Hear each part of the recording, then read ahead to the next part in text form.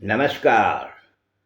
ઓમ વક્રતુંડ મહાકાય સૂર્યકોટિ સમપ્રભુ નિર્વિઘ્નમ કુરુ મે દેવ સર્વકાર્યેષુ સર્વદા. માનવ જીવન ઉપર ગ્રહોનો પ્રભાવ એ વિષય ઉપર આપણે વાતો કરીએ છીએ. ગયા એપિસોડમાં જોયું કે સૂર્યનો શું પ્રભાવ પડે છે. જન્મકુંડળીમાં સૂર્ય દૂષિત હોય, સૂર્ય અશુભ સ્થાનનો માલિક બન્યો હોય, સૂર્ય પાપ ગ્રહ સાથે બિરાજમાન હોય, તો આવા વ્યક્તિઓને આરોગ્યના પ્રશ્ન સામાન્ય રીતે રહેતા જ હોય છે. સૂર્ય પિતાનો કારક છે, તો સૂર્ય પિતા સાથે થોડા મતભેદ રખાવે છે,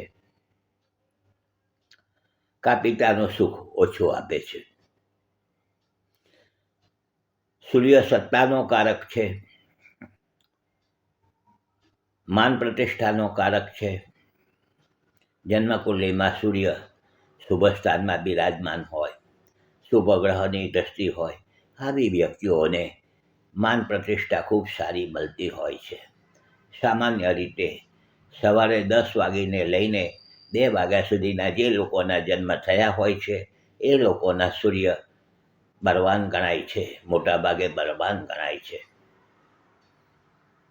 10મા સ્થાનમાં સૂર્ય ખૂબ શુભ ફળ આપે છે. 10મું સ્થાન માન પ્રતિષ્ઠાનું પણ ગણાય છે.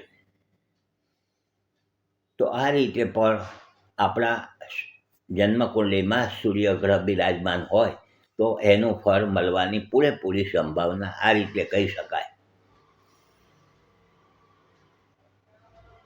નવગ્રહમાં સૂર્ય રાજા છે, તો મારે કહેવું જોઈએ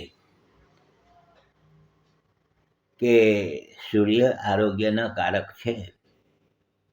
હવે સૂર્ય આરોગ્યના કારક છે ને આપણી જન્મકુંડળીમાં દાખલા તરીકે સૂર્ય બરાબર નથી, અશુભ સ્થાનના માલિક બન્યા છે, તો સૂર્યને આપણે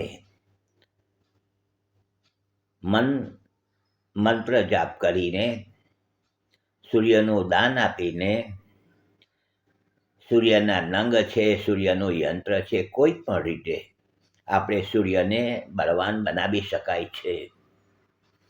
ઘરના પૂર્વ દિશા ઉપર સૂર્યનારાયણ ભગવાનનો અમલ ગણાય છે.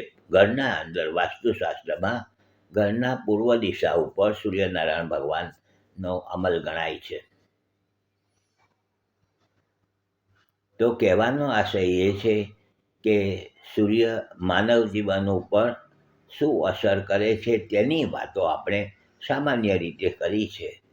દરેક વ્યક્તિના જન્મના ગ્રહો અલગ અલગ હોય છે, અલગ અલગ રીતે ફળ મળતું હોય છે, દશા પણ અલગ અલગ ચાલતી હોય છે. તો કહેવાનો મતલબ એ છે કે માનવ જીવન ઉપર ગ્રહોનો કેવી રીતે પ્રભાવ પડે છે. તો આપણે પ્રથમ વાત કરીએ સૂર્યગ્રહની. સૂર્યનારાયણ 9 ગ્રહમાં રાજા છે, સૌથી મોટા ગ્રહ છે. મહિનામાં એક વખત રાશિ બદલે છે. જ્યારે રાશિ બદલાય છે ત્યારે એને સંક્રાંતિ કહેવાય છે. તો આપણે જાણીએ છીએ કે મકર સંક્રાંતિ એટલે સૂર્યનારાયણ ભગવાન મકર રાશિમાં પ્રવેશ થયા, ધન રાશિમાંથી મકર રાશિમાં, એને મકર સંક્રાંતિ. 12 સંક્રાંતિ આવે છે, પણ આપણે ત્યાં આગળ વધારે મહત્ત્વ મકર સંક્રાંતિનું છે ને એક કર્ક સંક્રાંતિ છે, ઉત્તરાર્ધ અને દક્ષિણ. તો કહેવાનો આશય મારો એ છે કે માનવ જીવન ઉપર બહુ લંબાવીને વાત નથી કરવી.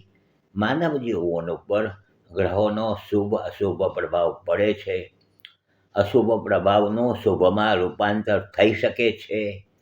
યોગ્ય નિષ્ણાત વ્યક્તિની સલાહ મુજબ આપણા માટે શું અનુકૂળ છે, શું કરવું જોઈએ, કયા નંગ પહેરવા કે ન પહેરવા, કે મંત્ર જાપ કરવા, શું કરવું, એ પહેલાં જાણકારી મેળવીએ ને પછી આપણે આ બધા ઉપાયો કરીએ તો એનું શુભ ફળ મળતું હોય છે. આ વાતો છે સ્વીકારજો. તમે જોજો, બીજાને જોવાની ભલામણ કરજો, લાઈક કરજો, શેર કરજો.